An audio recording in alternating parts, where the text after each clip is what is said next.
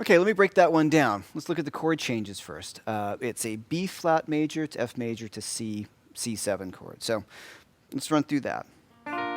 Here's my B flat, F, and I can think of C major, right, or C7. In the other position, I'm really thinking, that was the first, I'm thinking this clearly. And also here. And it's really important to see those shapes. You're going to come across these fingerings all the time. Okay, so here's my B flat major, my F, right off my F chord, and then my C. And once again down here, B flat major, F, and C. Do you notice it was the same three shapes, just in a different position, right? So that's important to see, that you're going to come across a lot of these same shapes. They just repeat themselves as they go across the fingerboard. Okay, so the solo, I'm thinking about, well, what's my parent pentatonic scale? This one can be a little tricky, but I'm going to think maybe C major pentatonic. That doesn't work 100%, and that's what this whole course is about. Without getting too theoretical, the whole song, this chord progression is actually in the key of F major. But F major pentatonic doesn't sound really great either because it doesn't address a lot of the notes. So I like to think kind of C major pentatonic, and that can give me some bluesy sounds. The first thing I'm doing is I'm just outlining the chords as we go through. So the first riff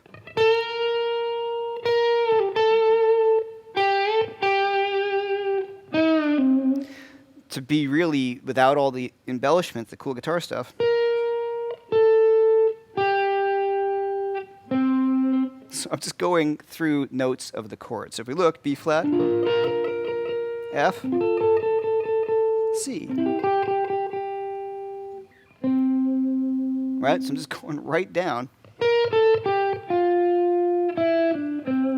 I'm seeing those notes. Now it turns out to give me basically an F major scale, but that doesn't really matter because if I see those shapes of those chords, it's a lot of freedom to me. So once again, I'm thinking that B flat major chord.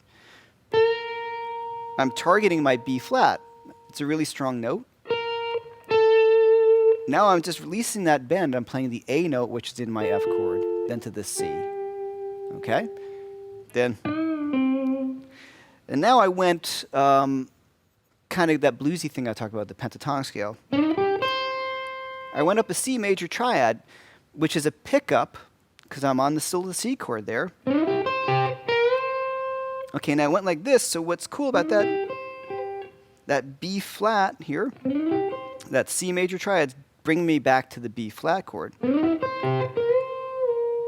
I did that same kind of thing. I bent from the B flat to the B flat to the C. So I'm covering my B flat chord. And then when I bend up to the C, F major is F A C. Okay? So if we break it down, I'm just doing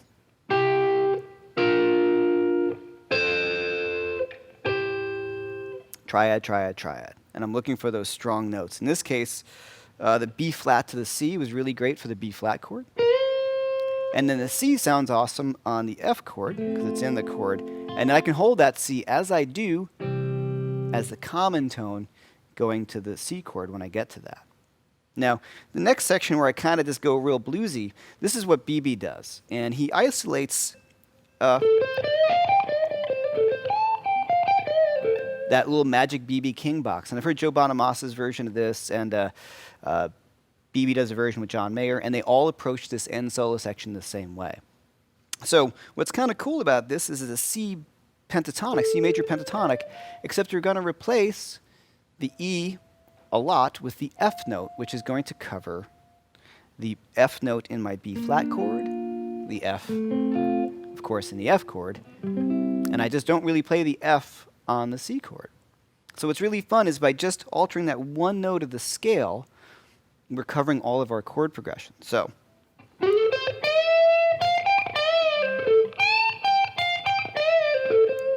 right? So really what I'm kind of thinking in a larger picture, and makes it easier to think about, on my B flat chord, B flat D F, there's my F chord, or right there. I'm going to play use the F a lot. When I get to my C chord, I'm not going to use that F. All right, I'm going to avoid that because the F on the C chord just doesn't sound so good. So in that kind of bluesy riffing at the end, I can still think, pentatonic-y, bluesy, riffy stuff, but I'm still thinking, what are the notes I'm going to hang on? So my first note is that B flat, right, my first chord. And my hit on that, right? My next chord is F. So I'm going to bend my G to A, which is part of my F chord, and hang on that F, then. So you heard the changes, right? So if I do the B flat, sorry, to my F chord, right? You heard the change from the B flat to the F to the C. So the cool thing as well is that the more you practice it, the more your ears will start to pick these things up. Your ears won't really allow you to play a wrong note, or you'll know pretty quickly, and you'll try to get off of it. And I guarantee you the note that you end up liking will be one of the strong notes we've talked about, one of the chord tones, and your ears won't lie. Okay, let me take you through some of the lines I was playing. Right off the top.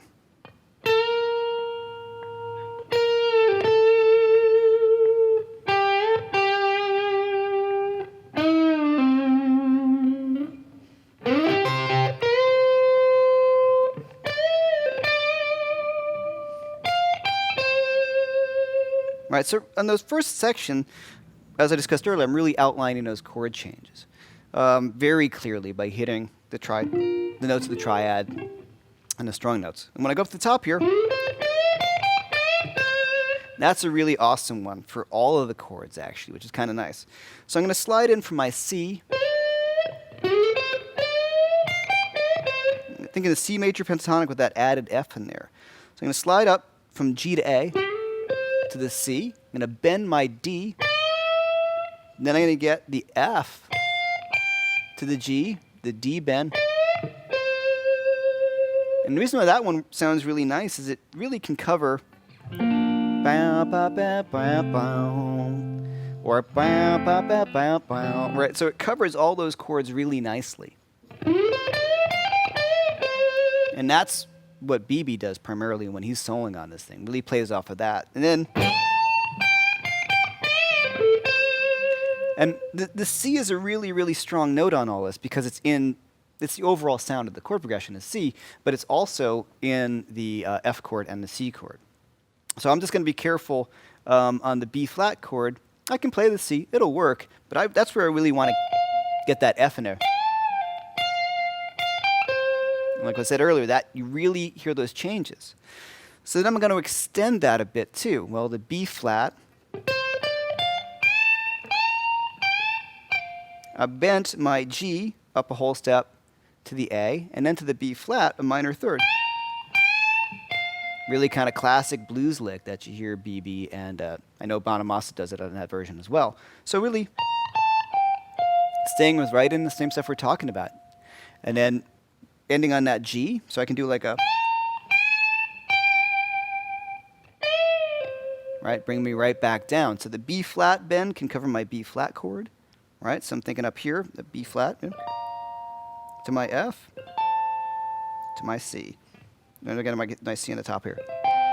So that same line I played here, I borrowed from that. And that's a cool thing as well, is that melodic development, motivic development, borrowing from something you played earlier, bring it up an octave or down an octave. It's a really great way to go. But have a lot of fun. I would break the solo up into two ideas. The really nail in the chord changes, like I talked about into the first half of the section. And then have a lot of fun going to the B.B. King style bluesy licks and really focusing in on those strong notes.